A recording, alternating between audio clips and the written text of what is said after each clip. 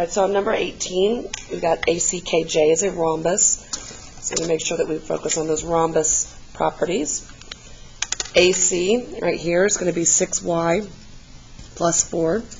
Tells us that CK are here, 5y plus 8. And then we have KJ over here is 3y plus 16. We want to find KJ, so we're going to end up substituting into here.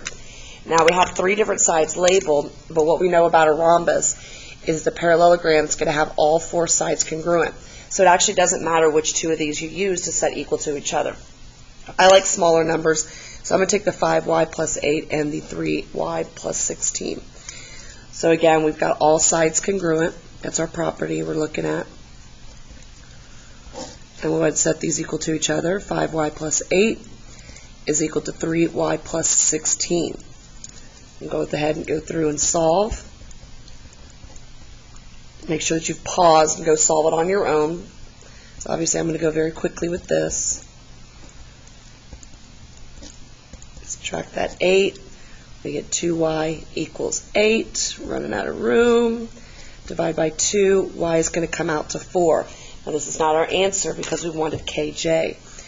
KJ, and again, because they're all the same, it really doesn't matter which one we substituted in for. But KJ, we have 3y plus 16. So we'll substitute in 4 for y. And we end up with 12 plus 16, which is going to give us a total of 28. We have another rhombus, PQRS, and now we're looking at angles here. So here we're seeing that angle PQS, so we go from P to Q to S, so this angle right here is going to be 3x plus 10. And angle SQR, so we go from S to Q to R, right here will be x plus 40. The property we see here, it's going to start with the rhombus, is that the diagonals are going to bisect the opposite angles. So that diags bisect angles. So that means we are going to be congruent. So we'll set them equal to each other. We have 3x plus 10 equal x plus 40. Pause and go ahead and solve this on your own. Check to see if you get the correct answer.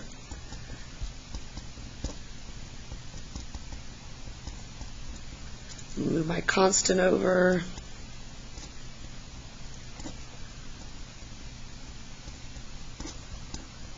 X is going to come out to 15. Now I did want to find the measurement of angle QSR. So you go to Q to S to R, we're looking at this angle. But not only are our angles being bisected, but opposite angles are also congruent, meaning the measurement of angle SQR and the measurement of angle SQR and QSR, these 2 angles right here are going to be congruent. So we could just substitute it in for the x plus 40. So instead of x plus 40, we'll substitute in that 15, giving us 55.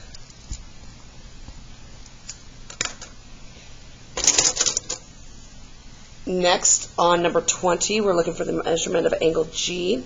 We're given all of this information here. Okay, so we're going to be looking for G over here. We're looking at a trapezoid. We're not told what kind of trapezoid or anything, but we have our median, which technically is going to be that mid-segment, what we talked about. EH, right here, is going to be equal to FG, telling us now, okay, we have an isosceles trapezoid. So we see here the angle E is 65 degrees.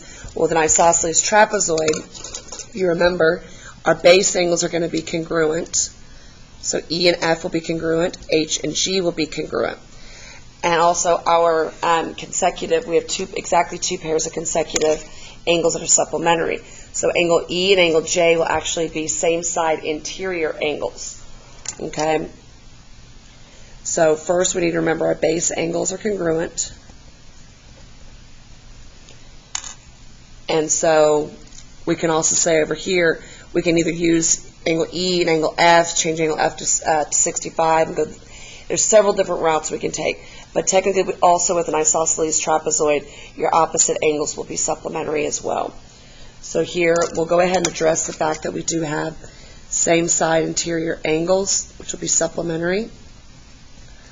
So we have this angle H over here, which will be our X, plus that 65, equal to 180. We subtract that 65, cancel those out, we're going to get 115. So that means angle H is 115, and so is angle G.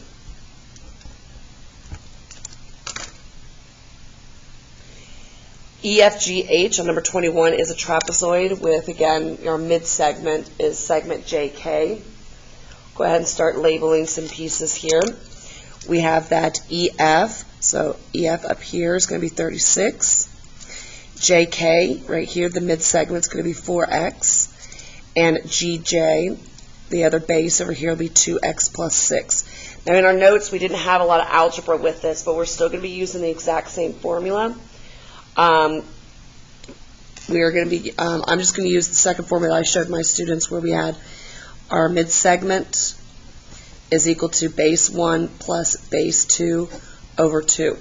So we're going to have a little bit of work to do on this one, okay? So our mid-segment right here, 4X, is equal to the 36 base 1 plus the 2X plus 6 all over 2. Now up here I see that I've got a couple terms to combine. So I'm going to wind up with 4X equals 2X plus 42 up top, all over 2.